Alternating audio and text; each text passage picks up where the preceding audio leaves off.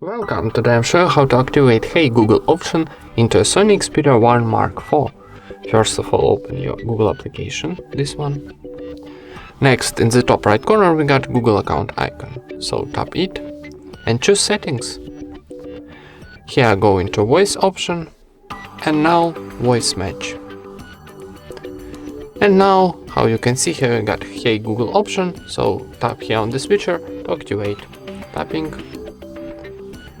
Now need give access to your assistant, tap next, and I agree. And now, how you can see, Hey Google is ready to use. Press continue. And that's it. Thank you for watching, leave thumbs up and subscribe to our channel.